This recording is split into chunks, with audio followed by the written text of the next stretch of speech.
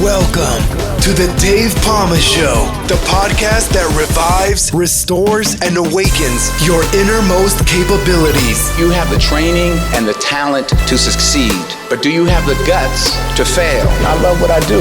When you love what you do, you want to be the best at it. Today is about the power of you. You will change the world. Find your path to success through the journey of those who have succeeded. And now, your host, Dave Pamah. Hi, welcome back to the Dave Pamah Show. And today we're diving into the world of work, but not in the way you might expect. My guest is someone who walked away from a high-powered corporate career, not because he failed, but because he saw the cracks in the system and wanted to fix them. Sean McMann went from new grad to consulting director at one of the largest data firms, only to realize that working harder and longer wasn't the answer. Instead, he set out to rewrite the rules, and now he's sharing his insights in his new book, Hacking the Corporate Jungle: How to Work Less, Make More, and Actually Like Your Life. Sean, welcome to the Dave Pamah Show. Dave, it's my pleasure. Thanks so much for having me. Pleasure to have you as well. Pleasure to have you. So let's start right here. Most people dream of reaching to the top of their careers, but you got there and decided to walk away. What was the moment when you knew you had to make a change? Oh man, that's a great question. I wish I could say it like happened in this epiphany, this epic moment where I was like, oh, I got to go. I got this mission. But some people do. Some people do it that way. Yeah. Yeah, and for me, it was more of like this slow, leaky tire that just kept like it was like every little day. Not a bicycle tire, more like an Arctic lorry tire. Or exactly. Not a bicycle tire. One that can let out for years. Yeah. Right. I don't know. I got to I guess towards the end, I got put on a new account, a global hotel brand. Right. And what was the company you was working for then? I was working for a data firm called Epsilon. I think I might have heard of it. I'm not into data companies and that, and I know a little bit about it. But anyway, they're one of the big three here in the States. All right, okay. And I got put on the account, and it became very clear within weeks on the account that the thing needed like a total flip, which I had done before and I could do, but it would require a couple of years of work. And I just, I had 2 young kids at home. I had this idea for the book that I was working on. Okay. And I thought, I just didn't have the stamina. I thought it was going to be a waste of time. I thought there was a lot of people working really hard. And there's so much more. I think corporate America is like this echo from the past. And I think we need to figure out where it needs to go and what the future looks like. Well, I don't want to get too political, but do you think Trump's going to get you there that way? Trump? Oh God, no. I think he's trying to do it on a global level by himself, isn't he? Using corporate America as his little kind of tool to just, use it really. Yeah. But, he's not interested in America's interest. It's still a self-interest thing for him, isn't it? Really. I think so. Yeah, I would say so. I mean, he's interesting. The way I see it right now is, and I've done extensive research on this, is there's like 150 households that own 65% of the global economy, right? And we call them the mega rich or the super rich. Right. Yeah. And I don't know if he's one of those. Right. Or if he's very close to that circle, like just on the outside. But he's clearly, that circle knows him, and he knows the circle. Yeah, of course. And it seems right now, like in front of everyone, the world, America, everybody, that group is having a tiff.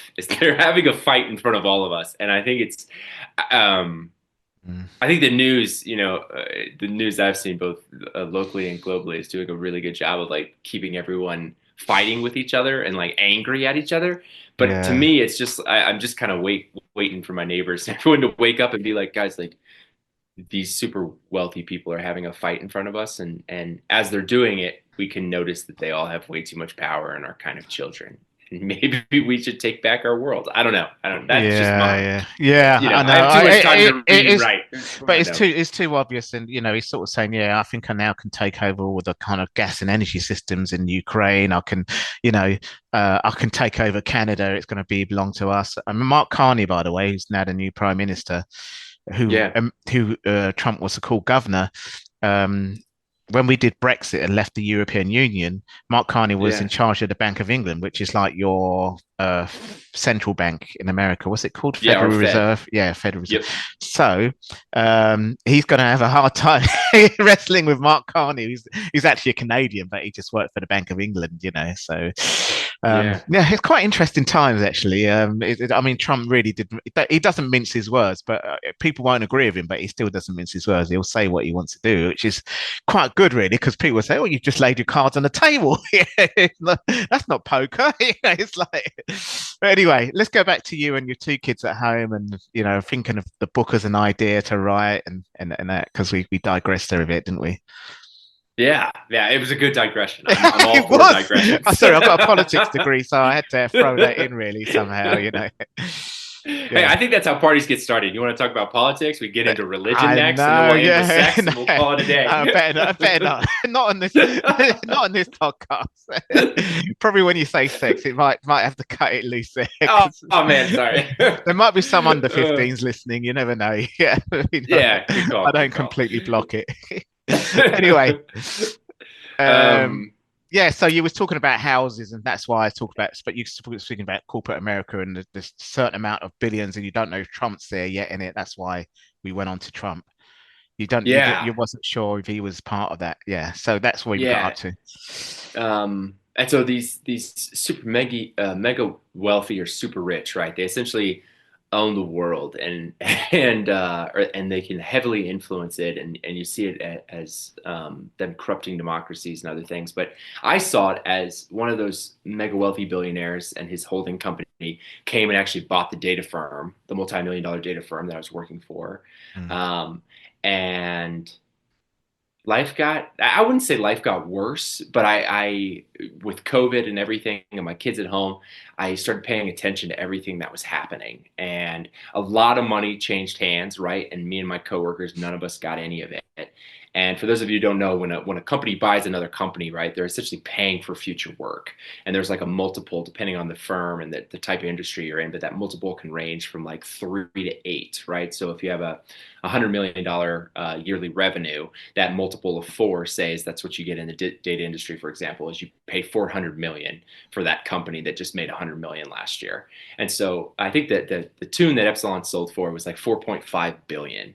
And we'd pay that off in 4 or 5 years. And watching kind of how that works and how central banks would then loan the money to these ultra wealthy people to then do that, like it didn't take me long to just see that it was an entire Ponzi scheme. Like the global markets, now we're getting really off track, but like just global currencies in general, it kind of seems like a Ponzi scheme. And it's been running that way since like the 1900s, right? And so it's like, well, with technology now, we should probably figure out a better way to get money to the people, knowing we all kind of need money. And that set me down a whole new problem of why are corporations here, and what are the tax advantages of corporations, and how are the super wealthy using corporations to even hide their wealth nowadays and hide who they are. And anyway, it led me to this, you could say it was like a social revolution idea, but really an idea that there's much more important things I think the average person around the world needs to have time for and focus on. We hear work-life balance a lot, and I think that's definitely part of it. But I think what we're seeing now is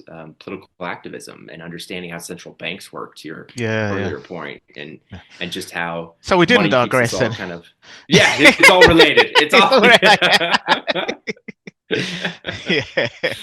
Well, I like that. Yeah. No, we're on topic. This is on topic. That's good. That's good to hear.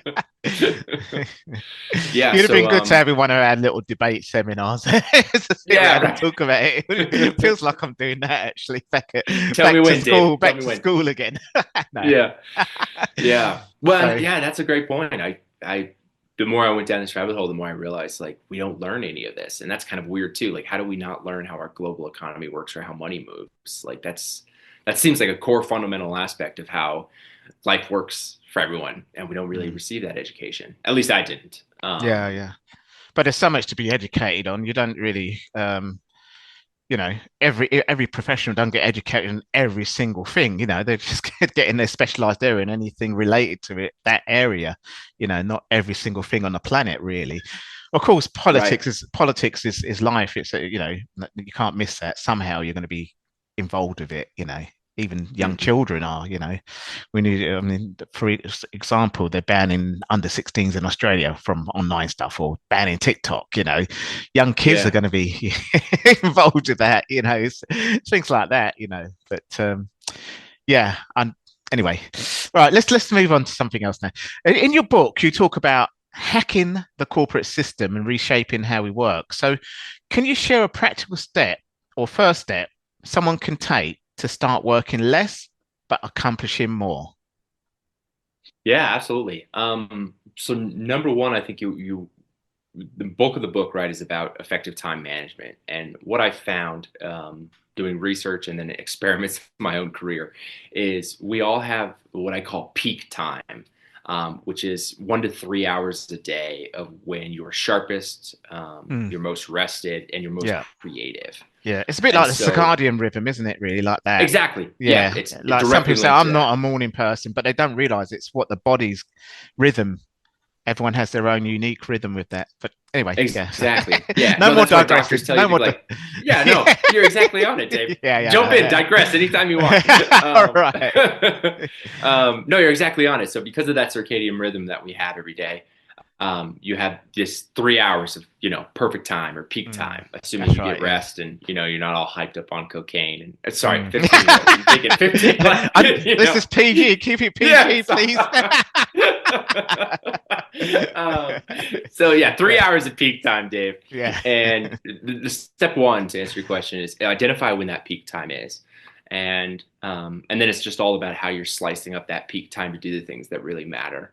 Yeah. And what I've noticed in a lot of careers is there's probably one or two things that really matter the most.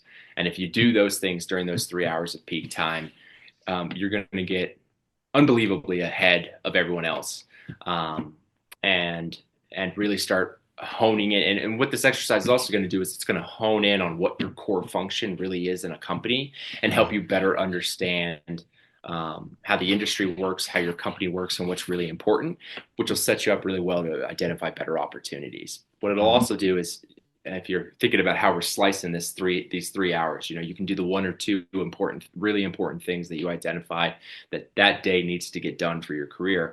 But then you can also start investing in yourself. To your point earlier, how complicated everything is now, how fast everything is changing. Like we need, if you want to stay ahead in today's workforce, you have to, what I believe is adopt this continual, I call it a cradle to grave. Some people think that's really dark, but I call it like a cradle to grave education system, like a lifelong learner. It's actually you have to be learning every day. It's actually the word used for our welfare system in the UK, cradle to grave. Oh, is it really? Yeah. So it's like our welfare system looks after you from when you're first born to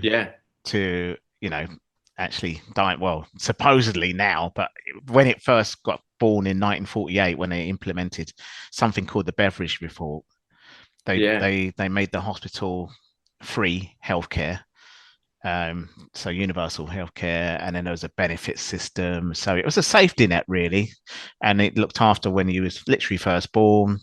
So it's free prescriptions when you're under 18, that kind of thing, and if you're out of work, to elderly people getting their pension, that kind of thing, really. So that's the welfare state system, and the thing they thrive upon is the or pride themselves upon is the National Health Service, which is the healthcare system that we have, really. So, but anyway, cradle to grave is the word used. This system's going to look after you from cradle to grave. That's what they say. So it's not really a bad word to use, really.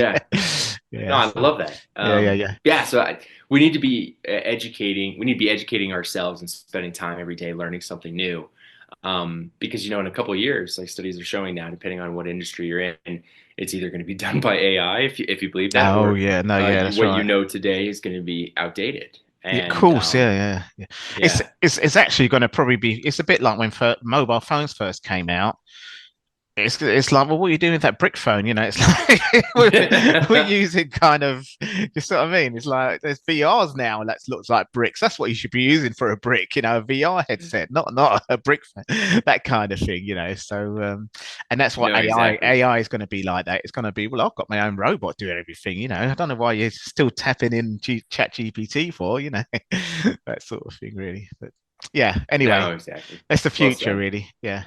The Uh, future. I spend too much time probably thinking about the future. you're a techie person anyway. You know Yeah. you probably see it coming quicker than I do, really. So I mean, I rely on AI, to be honest. You know, for it saves me a lot of virtual assistants.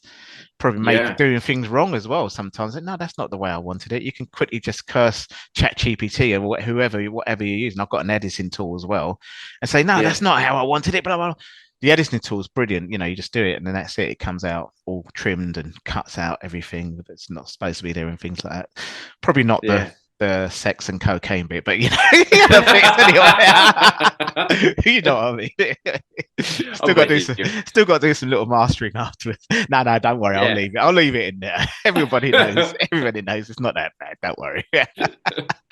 No, Sex and drugs and rock and roll mixes. It sells, you know. So that's right. The 60s are coming back, everybody. yeah. So that's your first step in someone can take part in starting to work less and accomplishing more, you would say, yeah? Oh In yeah. terms of success. Absolutely. Yeah. So you took a huge risk, as we mentioned earlier, walking away from your security, success, and everything that you built. So, looking back, what was the hardest part of that decision, and what did you learn about yourself in the process? I You can take your time on this one. I know it's quite deep, isn't it? Yeah. Really. No, it is. It's the deepest one I've gotten in the last couple of interviews. So, yeah. Dave stumped me, everybody. I think the Well, you can just like go kind of like superficial on it, and then work your way in. Just yeah. maybe just think I of would something on say top of you. I would say taking the leap was like the hardest part because like I had put things in motion. I had saved up. I had gotten ready, right? I had prepped the field, as it were, and then I worked for weeks on end, you know. And I was dating this wonderful gal at the time, and we were on this walk, and she Hmm. was like, That's the mother she was for your like, right, children now. Yeah. yeah. Yeah, No, I no, was no, just. no, no, Oh, no. oops. Shit. I won't tell her. I won't tell your wife. Don't worry. Oh no, I'm not married, Dave. Oh, well, I won't tell you. Oh God, I'm putting my foot in my mouth. No, you're good, man. You're good. Go on. That's funny. Go on.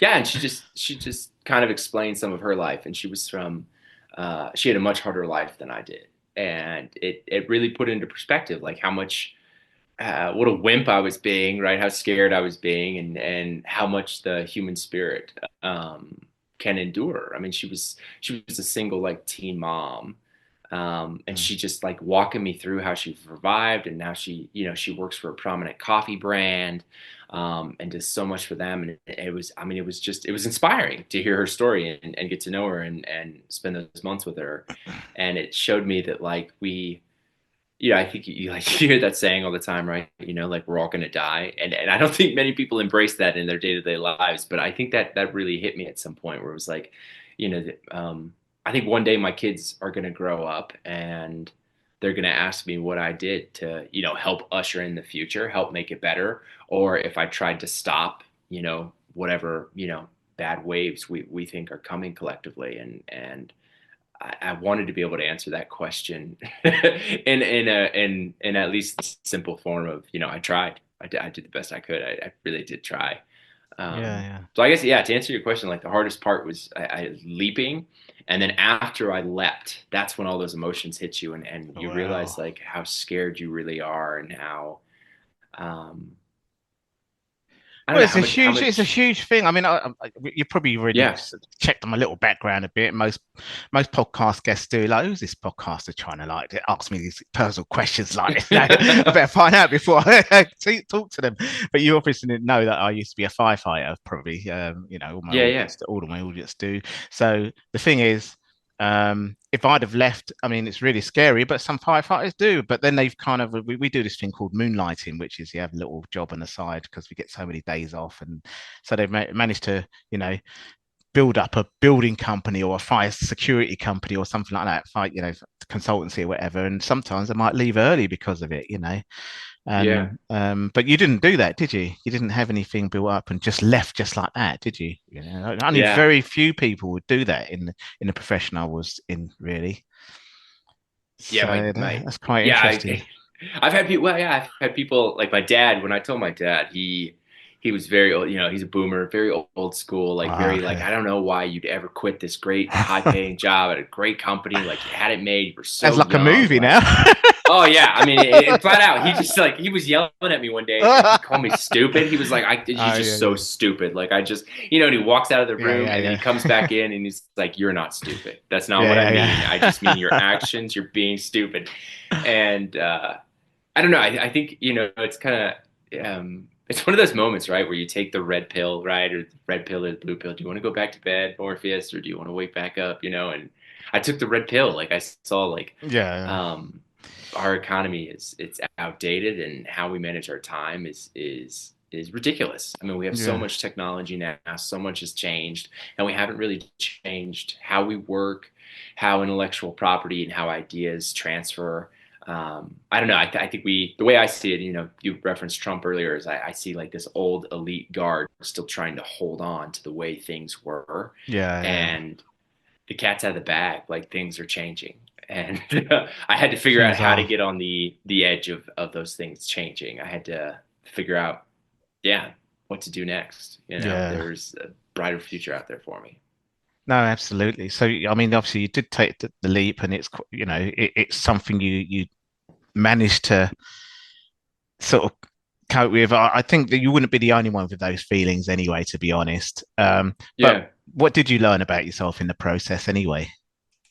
I learned how little you need. Like I sold a lot of stuff. You just downsize your life Ah, when you right. have Okay. for a while like no income coming in, Yeah. and you have this timer on like when your money's going to run out. It really Yeah. Yeah. forces you to focus on, um, in that limited time frame, like what do you want to do? And it becomes very easy to streamline things, as we say in corporate jargon, and get rid of all the stuff that you don't like. And um, yeah, Yeah. I would say I like my entire life got redesigned, Yeah. Yeah. So you and I'm don't much happier and healthier for it. Yeah. you don't. Yeah, I was going to say you don't buy things you don't really need. That sort of thing. No, No, exactly. like I an don't. oligarch, you're not living life like an Yeah. oligarch anymore, where they just buy things they don't need. Oh, a Ferrari. Oh, I don't really drive it. I mean, I heard stories about Ronaldo. Some of these professional soccer players in the UK. We say football here, by the way. So we do the real football here in America, in the Yeah. UK. And they've got like five cars, prestige cars and sports cars, and eight, or the next one's got 16. It's like, what the hell do you want with all these cars? It's like that, but they're earning like £100,000, which is probably a lot more in dollars, a week or a month or something like that. It's like it's crazy money. And like I say, you don't really you don't want to, you still don't need to buy what you don't need, and you're not going to use half of it, really. You're not going to drive five cars in one go, are you, really? So No, exactly. that's quite interesting. Yeah. Yeah. Yeah, I think that takes us down another rabbit hole where do It enough would do, like yeah. This has you been know a I, Yeah, I was going to say, no, this has been a podcast of digress. It's all right. It's my brain, my dyslexic thinking there. I do think sideways sometimes like that. So, no worries at all. No apologies. It's funny. I'm giving a talk on my book tomorrow, all right. and I think that the whole thing is going to be like this, where I just go down rabbit holes and start like, Yeah, I because know. to me, I know. I think it's all connected. I really do. Yeah, And yeah. No, of course. Yeah, no, yeah, we've, going back yeah, to the five sports cars, yeah, um, we've like advertising really started and took off in the early 1900s, right? And so we have this billion-dollar, trillion-dollar global industry nowadays that is pumping us full of all of these ideas of like what we need to consume to be this person or that person and how we need to be happy. And when you talk with economists, because this book led me to the larger thesis that we need to redesign the entire global economy, starting with, how we spend our time and how we spend our days and how long we're at work and things like that. And every time I talk to economists about that, they largely bring up, well, how are you going to do that? And we can't just stop it because then markets will crash and blah, blah, blah. And it's like, guys, like our economy is not already healthy. Like if you have to spend billions of dollars globally a year to get people to buy enough to just keep GDP stagnant, like it's not healthy. Like people you're constantly giving the addicts the drugs. Like, that's not self-sustainable. Like eventually it's got to cave in on itself. And I think we've seen that time and time again. But the vision I have of the future is an economy that's geared towards uplifting and encouraging people to live their highest lives, to be the best selves, health wise, passion wise, family and all that wise. I think, I think I'm very optimistic about the future. I think. Oh, it's good. It's good because I was just concerned about what's going on at the moment in the world really as well. But just mostly with America now. There's a lot of because it's almost a shutdown now. I mean, this won't be out until the summer. This podcast episode of this year, 2025. But whether you do have a shutdown, because at the moment, as we talk now in the spring, that's what they're talking about, isn't it? Yeah. So. There's a lot of fear going around, and it's I mean, I don't know, it's pretty amazing. Like we've had government shutdowns, not long ones, but we've had banks shut down before, and I'm kind of for it, and we can cut this out, I guess, Dave, if you like, but I'm kind of for it at times. No, that's all right. No, we're never going to cut anything out. It all goes raw, and as I say, I just cut out the ums and ahs and long silences and I'm really for it because I think the more, say we go on like a week-long shutdown or whatever, there are systems in place that'll still work. People will still get their basic necessities. People will still be okay.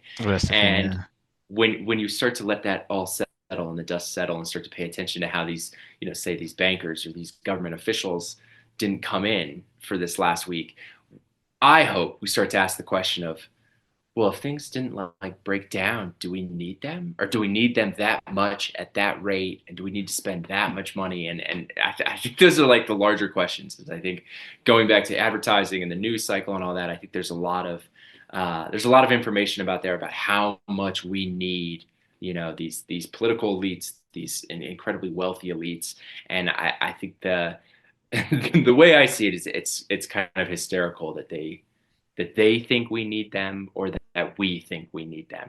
We outnumber them like 1,000,000 to 1. And so it's like, I think we're all kind of being sold a lie right now.